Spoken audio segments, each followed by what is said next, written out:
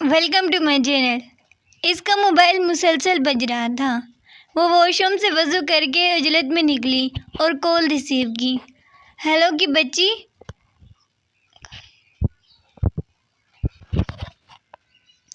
Hello की बच्ची, गद्दार आई क्यों नहीं?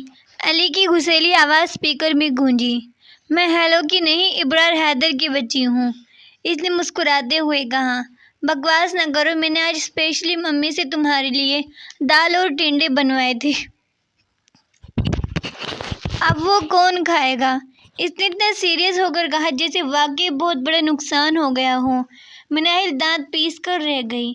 अली, मैं तुम्हें छोड़ूंगी नहीं। अब देखना, मैंने तुमसे 7 स्टार में डिनर लिया हूँ। वो झुंझलाती आवाज़ पर ईयरपीस में अली का कहका गूंजा था। गुड नाइट टिंडी, अब मुझे बहुत अच्छी नींद आने वाली है। Bye bye. इसने हंसते हुए कॉल काट दी। पागल, बड़बड़ाते हुए फ़ोन को घूरती मुस्कुरा दी। आज संडे था, इसलिए सभी आराम से उठे थे। मिनाहिल और रिदा किचन में मौजूद सबकी पसंद का नाश्ता बना रही थी। कल हिना को तुम पर इतना गुस्सा था, वो तो मैंने कहा बच्ची पढ़ रही है। रिदा ने हलवा भूनते हंसकर कहा तो कढ़ाई में पोरियां तलती वो भी मुस्कुरा दी। जाओ नेमत, ये बाहर दे आओ, और किसी चीज़ की ज़रूरत है तो पूछ लेना। इसने पोरियों की प्लेट के हाथ भेजी तो कब की डेट फिक्स हुई। फिर अगले महीने की 10 की बारात रखी है। जैन और राहिम अपने काम ख़त्म कर लें, पहले सभी घर पर होंगे तो अच्छा रहेगा। सौम्या बेगम ने मेवे काटते हुए इसे बताया। और भाई दूल्हे साहब का क्या हाल है?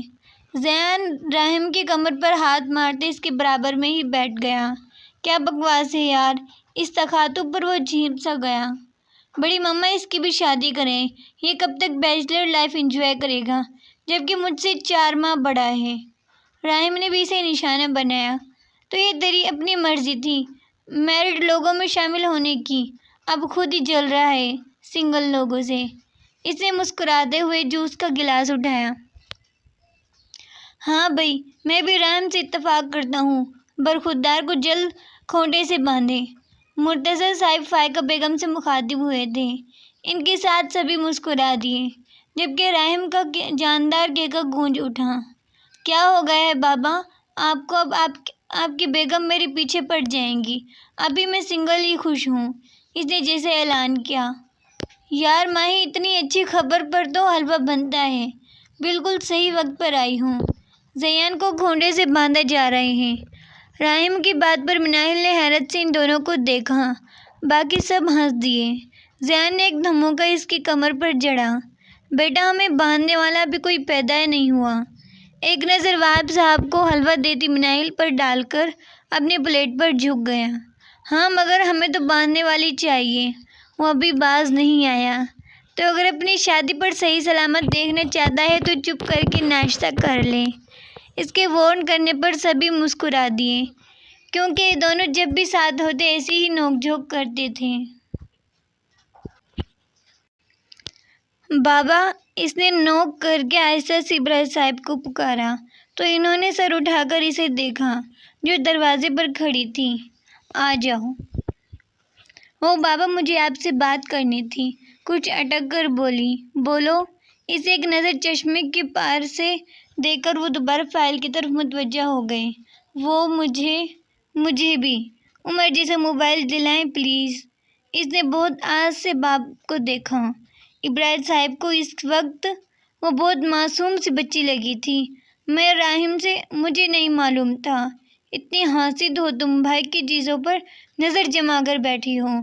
इब्राहिम साहब ने बात मुकम्मल भी नहीं की थी कि वो कमरे में आते ही शुरू हो चुकी थी। नहीं मामा, मैं तो बस बाबा से इसने सफाई देनी चाहिए। रहने दो बस, अगर ऐसी वैसी बात थी तो मुझसे कहती थी, मैं मंगवा देती। लेकिन आ गई बाप के पास, जैसे मैंने तो जुल्म के पहाड़ तोड़ रखे हैं तुम बहनों पर।